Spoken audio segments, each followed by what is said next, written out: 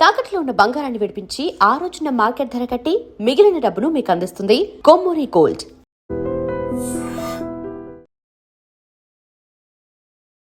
నమస్కారం, మీరు చూస్తుంది ఐ డ్రీమ్. నేను మీ కీర్తి.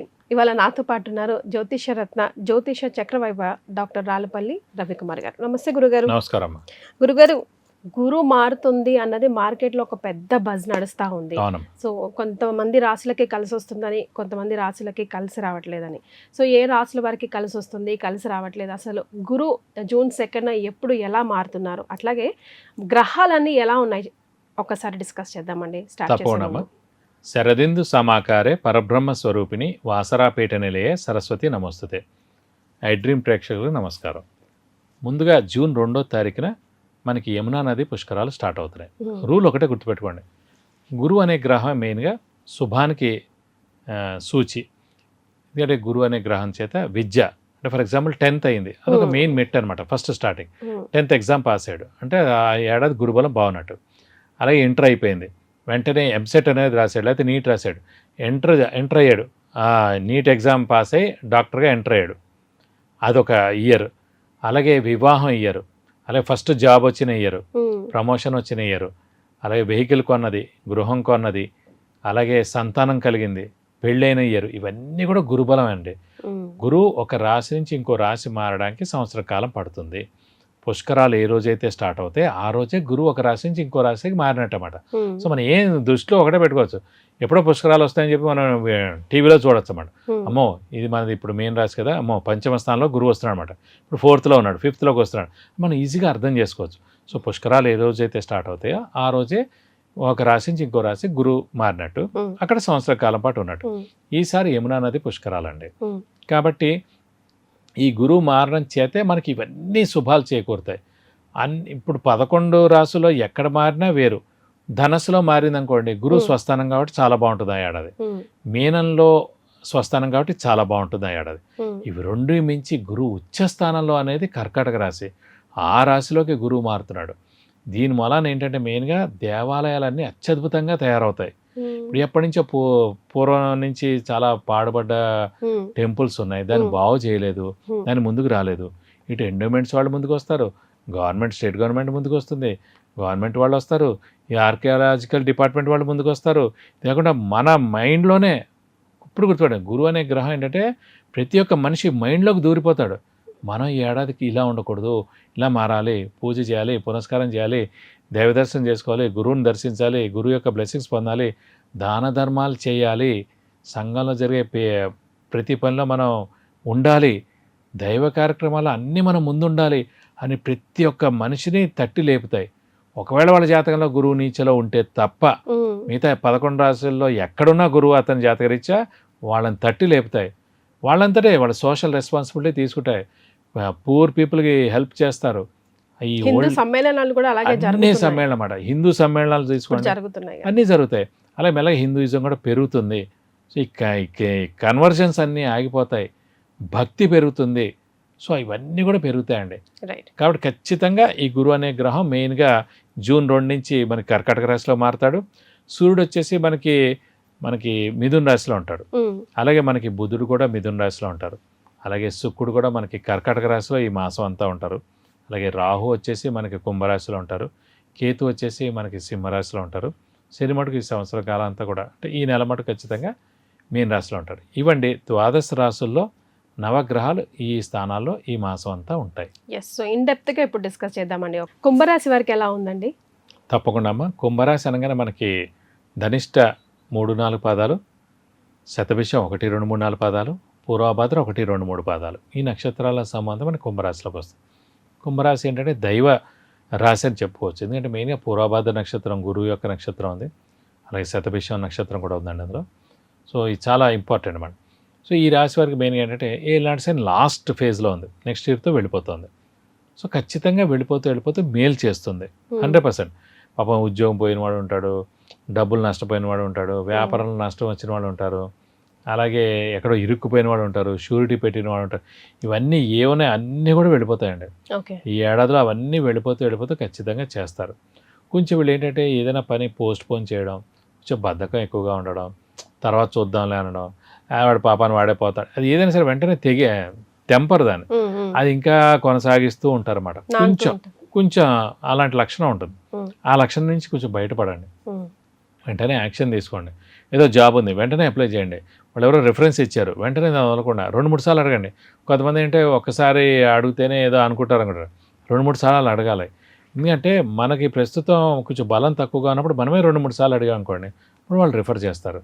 సో ఖచ్చితంగా మనకు జాబ్ వస్తుంది అన్నమాట. సో అలా ఏంటంటే మనం బద్ధకం వదిలేయడం, పోస్ట్ పోన్ చేయడం అనేది వదిలేయాలి. అలాగే శ్రమ, కాలం, ధనం వ్యర్థమైనందుకు అవకాశం ఉంది. రావాల్సిన బాకీలు ఆలస్యంగా వస్తాయి. షూరిటీస్ పెట్టకండి, స్పెక్యులేషన్స్ జోలికి వెళ్ళకండి, మధ్యవర్తిత్వం వహించకండి, నేనున్నా అని చెప్పి అందరికీ హామీలు ఇచ్చేయకండి, గొప్పలు కూడా ప్రస్తుతం అయితే ఏం చెప్పకండి. ఇలా ప్రస్తుతం అయితే ఉంటే మంచిది. అది కాకుండా ఇంకోటి, ఇందాక మనకి సింహరాశిలో గ్రహణ సమయం అని చెప్పాను చూడండి, అలాగే వీరికి కూడా గ్రహణ సమయం. ఎందుకంటే అక్కడ రాహు ఉన్నాడు. ఎప్పుడైతే మన జాతకంలో సింపుల్ అండి, చంద్రుడితో పాటు రాహు కానీ, చంద్రుడితో పాటు రాహు అయినా ఉంటాడు, కేతు ఉంటాడు. ఎందుకంటే ఇద్దరు ఒక చోట ఉండలేరు, ఎప్పుడు రాహుకేతులు ఆపోజిటే ఉంటారు. సో మనం పుట్టిన నక్షత్రం, మన రాశి బట్టి చంద్రుడు కనుక రాహుతో కానీ కేతుతో కానీ కలిసి ఉంటే మనం ఒక గ్రహణ సమయంలో పుట్టినట్టు అన్నమాట. అంటే ఎప్పుడు కూడా మనది 100% మన ఎఫర్ట్ పెట్టినా 50-60% బయటపడతాయి. ఇక అదేదో పర్మనెంట్ ప్రాబ్లం అనుకోవచ్చు, కానీ దాని నుంచి బయటపడాలి. ఏవో రెమెడీస్ చేసుకుని మనం హార్డ్ వర్క్ చేసి ఇంకొంచెం ఎక్కువ కష్టపడి అలా చేస్తే బయటపడచ్చు. ప్రస్తుతం ఇది గోచారీత్యా వచ్చిన గ్రహణ సమయం కాబట్టి మనం ఎంత చెప్పినా వాళ్ళ అవతల వాడు నమ్మడు, మనల్ని కించపరుస్తూ ఉంటారు, మనల్ని ఏదో మాటలు అంటూ ఉంటారు. ఇదివరకు అలా ఉండేవాడు ఇలా ఉన్నాడు, ఇప్పుడు మారిపోయాడు, పెళ్ళైన తర్వాత ఇలా మారిపోయాడు, డబ్బులు ఇచ్చేవాడు ఇప్పుడు ఇవ్వట్లేదు, బాగా గౌరవించేవాడు గౌరవించట్లేదు, ఇంటికి ప్రతిసారి పిలిచేవాడు పిలవట్లేదు, అన్నని సరిగ్గా పలకరించలేదు. ఇవన్నీ అనవసరాన్ని గత 1 year నుంచి నడుస్తున్నాయి కుంభరాశి వారికి. ఇదంతా గ్రహణ effect.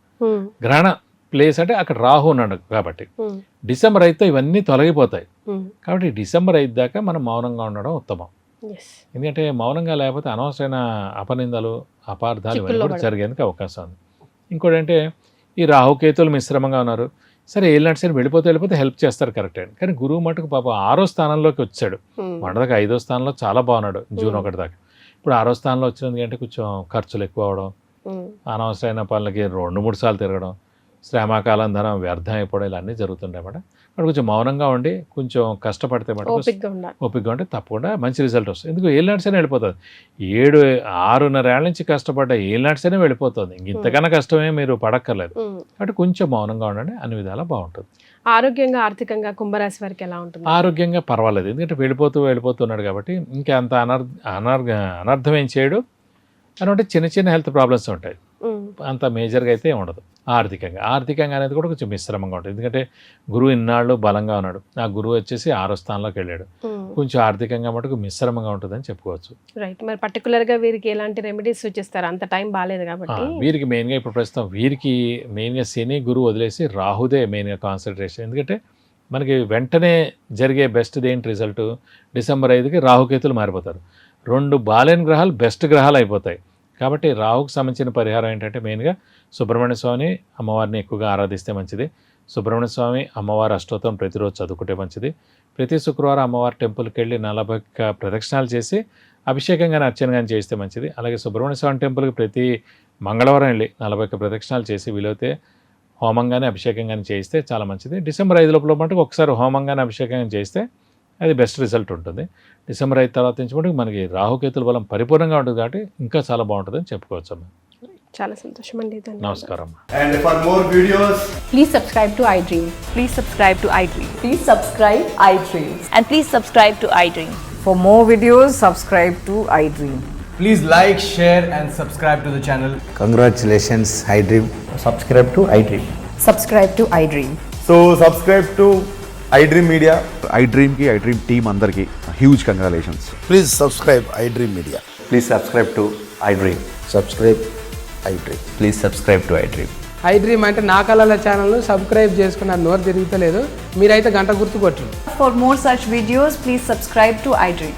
Subscribe to iDream. Please subscribe to iDream. Please subscribe iDream Media. Please do subscribe to iDream. Please subscribe to iDream Media. For best entertainment and information, please subscribe iDream. And don't forget to subscribe to iDream.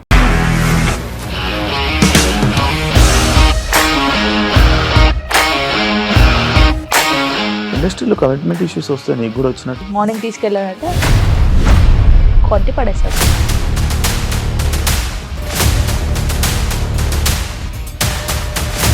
ఒక్కళ్ళు కూడా చూడలేదు ఈ cinema అని చెప్పడానికి కూడా చాలా ధైర్యం కావాలి. అది నిజం కదా, దాంట్లో ధైర్యం ఏంటి? నెక్స్ట్ డే ప్లేట్ మార్చేస్తే తప్పు కదా. As of now we are comfortable this అని నేను అనుకుంటున్నాను. రష్మిక గారిది మీది ఒకే ఊరు అంట కదా. నీకు కోపం వచ్చిందంటే బాగా తిట్టేత్తరా? తిట్టేద్దామండి.